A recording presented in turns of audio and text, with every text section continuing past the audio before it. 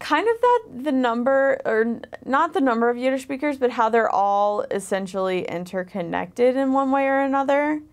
For example, Claire, who is from Australia and is at the summer program now, went to Vilna's summer program where she met a girl who also went to Vilna's summer program who lives here in Amherst, and they met up and like had coffee and stuff, and just the fact that you're all connected in some way or another. Like, people that know Yiddish know other people that know Yiddish, and it's such a small world that, I don't know, it's so interconnected with everything in itself that it's really cool. Like when we went to New York, we had the Singarai at the Gottesman house, and I never thought that I would be singing songs in Yiddish at Itzik Gottesman's house, who is like associate editor of the Vorwärts. Like, it's really cool.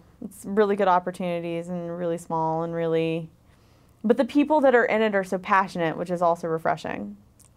They're all passionate about Yiddish and keeping Yiddish traditions, and it's good.